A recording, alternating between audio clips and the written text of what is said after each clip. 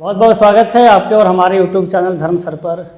तो एग्ज़ाम बहुत नज़दीक आ गई है 12th वालों का, और बहुत बच्चे की ऐसे घबराहट होगी कि मेरा जो सही नंबर लाना है उसके लिए परेशानी होगी। तो उसके लिए हम आज लेकर आए हैं जितना भी आपका VBI सब्जेक्टिव क्वेश्चन है, जो एग्ज़ाम मेरे अनुसार से अनुमानित जो क्वेश्चन है जो एग्ज़ाम के लिए बहुत ही बेहतर है। उस सारे जितने ऑब्जेक्टिव वहाँ पूछेंगे वो सारे ऑब्जेक्टिव सब्जेक्टिव का प्रश्न उत्तर बता देंगे VBI। उसके बाद पत्र लेखन है, निबंध है, संक्षेपण है, पत्र लेखन है, ये सब हर पूरा जितना है सब हम सॉल्व कर देने वाले हैं। तो हम लोग सबसे पहले देखने वाले हैं क्लास 12th वालों के लिए जो 3 या 4 नंबर का पूछता है क्वेश्चन। पाठ का नाम पूछता है, उसके बाद पाठ कौन है, लेखक कौन है, वो गद्य की विधियाँ क्या है, निबंध है, कहानी है, व्यक्ति चित्र है, व्यंग है, ये सब क्वेश्चन ऐसे पूछता है। तो सबसे पहले हम आज देखेंगे कि जो मतलब जितने आपको हम हिंदी में जिसका नाम है, हिंदी के बुक का नाम दिगंत है, उस दिगंत के जो सबसे पहला हेडिंग हम उठाते हैं विषय सूची का। तो विषय सूची में हम लोग देखेंगे कि पाठ का नाम क्या है, लेखक के नाम क्या है, अब विधिया क्या है। तो हम सबसे पहले आप लोग को याद कर लेना होगा पूरा पाठ के नाम लाइन बाय लाइन। उसके बाद रचनाकार कौन है इनके, उसके बाद गद्य की मतलब जो विधिया है। आपके पूरे किताब को 2 भागों में बांट दिया गया है, आप लोग को पता ही होगा। हम बता देते हैं एक बार, गद्य खंड, उसके बाद काव्य खंड, 2 खंड है आपके। तो गद्य खंड में 12th में आपको 13 चैप्टर मिलेंगे और काव्य खंड में भी आपको 13 चैप्टर मिलेंगे। तो गद्य खंड और काव्य खंड में से जो पूरे VBI आपके जो क्वेश्चन हैं सब्जेक्टिव, वो सारे सब्जेक्टिव क्वेश्चन को हम यहाँ सॉल्व कर देंगे।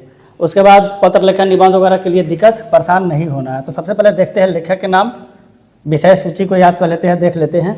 तो विषय सूची में सबसे पहले देखेंगे यहाँ कि गद्य खंड शुरुआत कर रहे हैं। गद्य खंड में पाठ के नाम, एक पाठ का नाम है बातचीत, एक पाठ का नाम है बातचीत। इसके रचनाकार, इनके रचना करने वाले, लिखने वाले बालकृष्ण भट्ट है। क्वेश्चन पूछता है कि बातचीत पाठ के रचनाकार कौन है, तब बालकृष्ण भट्ट है। गद्य की कौन सी विद्या है, तो निबंध है। जैसे हम 4 ऑप्शन देंगे कि कहानी, भाषण की निबंध कि इनमें, या पत्र लेखन, तो निबंध है। बातचीत एक निबंध है, इनके लेखक है बालकृष्ण भट्ट। क्या है, बालकृष्ण भट्ट है। उसके बाद जो 2 पाठ है, उसने कहा था, जिसमें लहना सिंह है, और मात्र 3 शब्द के लिए जो इनकी बचपन के जो प्रेमिका रहती है वो कहती है कि उसने कहा था कि मेरे पति, जिस प्रकार तूने मुझे घोड़ा गाड़ी से बचपन में बचाया था, उसी प्रकार मेरे पति और बेटे की रक्षा करना। 3 शब्द के लिए वो बॉर्डर पर अपनी जान दे देता है। तो उसने कहा था, ये पाठ के रचनाकार है चंद्रधर शर्मा गुलेरी, यह एक प्रकार की कहानी है। ये क्या है, कहानी। 3 पाठ आप देख पा रहे होंगे। संपूर्ण क्रांति के रचनाकार है जयप्रकाश नारायण। इनका नाम कहीं कहीं बड़ा शॉर्टकट भी मतलब JP नाम से भी प्रसिद्ध है, शॉर्ट में भी इनको नाम मिलेंगे JP नारायण। तो समझ जाइएगा जयप्रकाश नारायण। JP नारायण को लोकनायक के नाम से भी जाना जाता है। लोकनायक भी मिले तो परेशान नहीं होना है। लोकनायक जयप्रकाश नारायण, ठीक है। लोकनायक या JP नारायण, लोकनायक या JP नारायण, कौन, जयप्रकाश नारायण को कहा जाता है। ये एक प्रकार का भाषण है जो पटना में 1974 में जब इंदिरा गांधी की सरकार थी, 1974 में जब छात्र आंदोलन हुआ तो छात्र आंदोलन के नेतृत्वकर्ता जयप्रकाश नारायण थे, और ये पटना के गांधी मैदान में आकर भाषण दिए थे। वहीं पाठ में इंटर के 3 चैप्टर में रख दिया गया है। तो संपूर्ण क्रांति तो कहिएगा जयप्रकाश नारायण या JP नारायण, इनके रचनाकार है। एक गद्य की विद्या भाषण है। उसके बाद आप देख पा रहे होंगे 4 चैप्टर अर्धनारीश्वर, 4 चैप्टर अर्धनारीश्वर। तो अर्धनारीश्वर पाठ के रचनाकार है रामधारी सिंह दिनकर, जो ये भी गद्य की विद्या निबंध है। 4 चैप्टर अर्धनारीश्वर हैं जो गद्य की विद्या निबंध है। उसके बाद है 5 चैप्टर रोज। इनके लेखक है सच्चिदानंद, हीरानंद और सायन अज्ञेय। तो इतना बड़ा नाम याद नहीं करना है, इनको शॉर्टकट में अज्ञेय जी कहा जाता है। शॉर्टकट में अज्ञेय जी कहा जाता है। और वहाँ अगर ऑप्शन भी जैसे कि ऑब्जेक्टिव क्वेश्चन पूछता है कि रोज कहानी के रचनाकार कौन है, तो शॉर्टकट में रहता है अज्ञेय जी।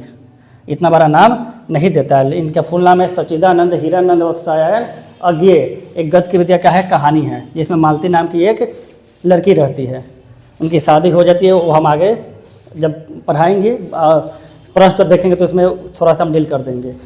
एक 6 चैप्टर, एक लेख और एक पत्र, जिनके रचनाकार है भगत सिंह। जब देश आज़ाद नहीं हुआ था और ये देश के लिए क्रांति हो रही थी, उस समय भगत सिंह ये अपने मित्र को पत्र लिखे थे, अर्थात एक लेख लिखे थे, अर्थात एक पत्र लिखे थे। इसीलिए इनके रचनाकार कौन है? एक लेख और एक पत्र के रचनाकार है भगत सिंह। ये गद्य की विद्या क्या है? पत्र या लेख, इनमें से बातों एक ही है, हम कुछ भी कह सकते हैं, पत्र कहिए या लेख कहिए। उसके बाद है 7 चैप्टर ओ सादा नीरा। ओ सादा नीरा ये बिहार के नदियों पर लिखा गया एक पाठ है, ओ सादा नीरा, जिसे हम संबोधन कर रहे हैं बिहार की गंडक नदी को कि ओ सादा नीरा। इनके लेखक है जगदीश चंद्र माथुर। लेखक कौन है इनके? जगदीश चंद्र माथुर है। जगदीश चंद्र माथुर है इनके लेखक। और ये एक निबंध है। पूछे क्वेश्चन कि ओ सादा नीरा क्या है? तो निबंध है। ओ सादा नीरा निबंध है। उसके बाद है सिपाही की माँ, बहुत ही बेहतर एक एकांकी है। इतना बेहतर कहानी कि जो भी सुनते हैं भावुक हो जाते हैं।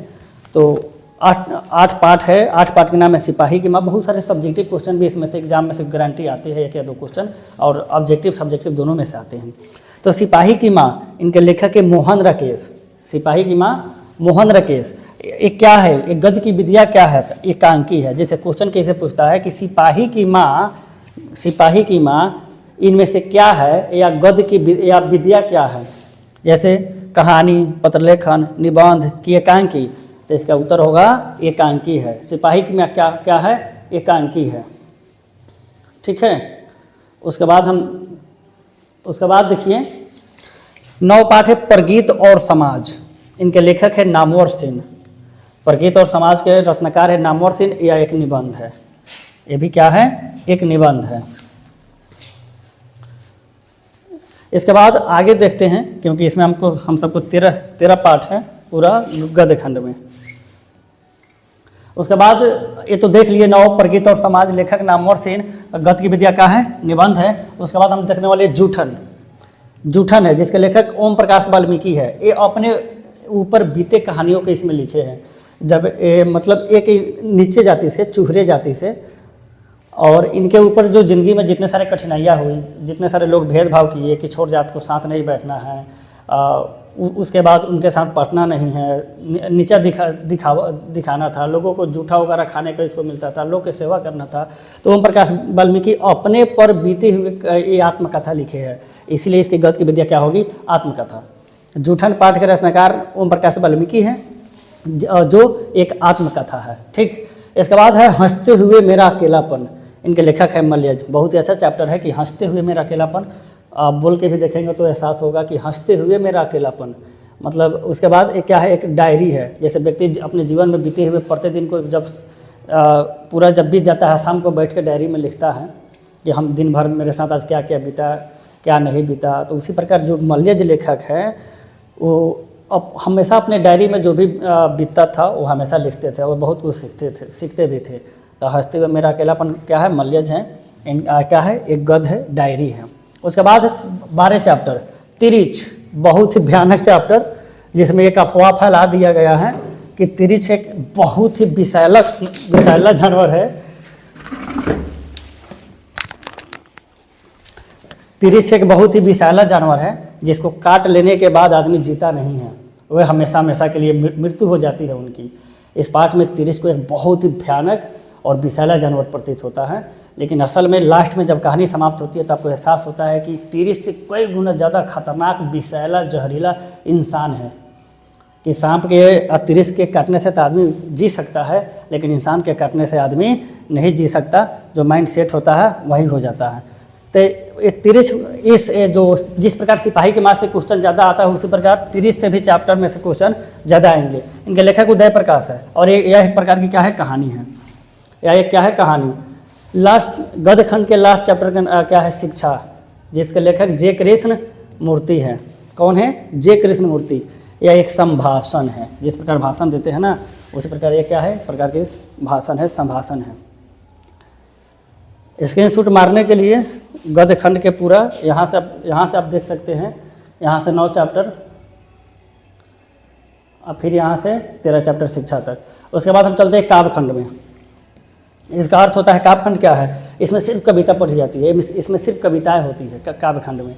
जो युक्ति हृदय में भाव जगा दे उसे हम काव्य खंड कहते हैं। काव्य खंड का कोई एक परिभाषा नहीं हो सकता है।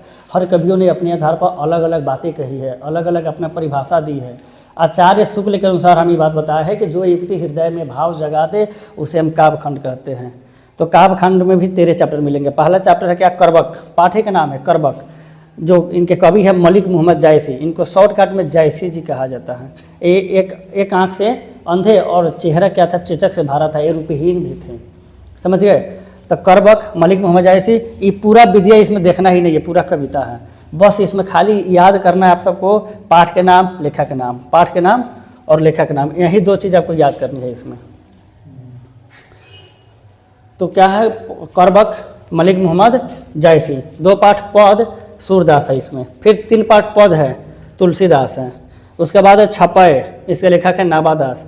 छपय का अर्थ होता है 6 खंडों से विभाजित, जिसमें जब वो कविता पढ़िएगा तो ध्यान दीजिएगा, किताब होगी आप लोगों के पास। छपय में क्या है, 6 गो आपको पंक्तियाँ मिलेंगी, 6।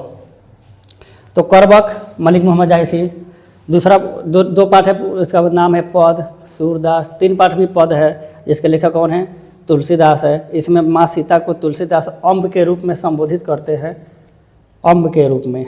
अम्ब क्वेश्चन भी आएंगे कि अम्ब किसके लिए कहा गया है, तब माँ सीता को अम्ब कहा गया है, माँ सीता को अम्ब कहा गया, ठीक है। उसके बाद 4 चैप्टर है छपय, जिसके लेखक नाभादास है, इसके बारे में बता दिए हैं। उसके बाद आगे देखते हैं, यहाँ तक छपय तक 5 चैप्टर कवित, पाठ के नाम है कवि, जिसके लेखक क्या है, भूषण है। विद्या क्या है, सब कविता है, इसलिए डॉट डॉट यहाँ दे दिया गया है, सारा का सारा क्या है, कविता है, इसलिए डॉट डॉट दिया गया है। उसके बाद है 6 चैप्टर तुमुल कोलाहल कलह में, जिनके रचनाकार है जयशंकर प्रसाद। उसके बाद है पुत्र वियोग, जो सुभद्रा कुमारी चौहान है। इनके बेटा, दुनिया में सबसे ज़्यादा प्रेम किसी माँ को बेटे से होता है, और इनको पति को खोने के बाद बेटा की भी मृत्यु हो जाती है, तो बेटा के याद में एक चैप्टर लिखती है जिनका नाम रहता है पुत्र वियोग। नाम ही सुन रहे, पुत्र वियोग मतलब पुत्र से वियोग हो जाना, अलगाव हो जाना, दूर हो जाना, जिसके रत्नाकार सुभद्रा कुमार चौहान है। ये अच्छा चैप्टर है, इससे भी क्वेश्चन, इसमें पदखंड से यहाँ से क्वेश्चन उठाते हैं। उसके बाद उषा है, उषा शमशेर सेन बहादुर की। उषा मतलब इसलिए जैसे कि सुबह के समय को उषा कहा जाता है, जब सूर्य उदय होती है, तो वहीं उषा चैप्टर लिखा गया है इसमें। उसके बाद है 9 चैप्टर जन जन का चेहरा एक, जिनके रचनाकार है गजानन माधव मुक्ति बोध। उसके बाद 10 चैप्टर अधिनायक, जिनके लेखक हैं रघुवीर सहाय। अधिनायक रघुवीर सहाय, गत की विद्या, इसका भी कविता होगा। 11 चैप्टर है प्यारे नन्हे बेटे को विनोद कुमार शुक्ल। उसके बाद है हार जीत अशोक वाजपेयी। और 13 पाठ में आप देख रहे हैं कि गांव का घर ज्ञानेंद्रपति। इनके सारा का सारा बताया है कि विद्या क्या होगी, कविता होगी। सबसे पहले आप सब क्या करेंगे कि लेखक के नाम, पाठ के नाम और लेखक के नाम बहुत बेहतर तरीक़ा से याद कर लेंगे। उसके बाद यहाँ आपको याद करने की आवश्यकता है कि गद्य खंड में कि जो पाठ है उसकी विद्या क्या है, बहुत ज़रूरी है, क्योंकि यहाँ से 3 या 4 क्वेश्चन आ जाएंगे आपके।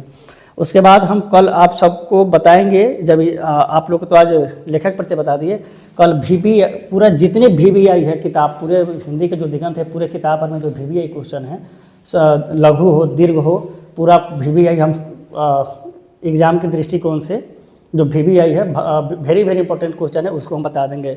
जैसे कल बताएंगे कि अगर हम मेवाक शक्ति ना होती तो क्या होता, तो अगर हम मेवाक शक्ति नहीं होती तो समाज सृष्टि गूंगी प्रतीत होती, लोग चुपचाप बैठे रहते, जो हम बोलकर सुख दुख का अनुभव बताते वो भी नहीं हो पाता।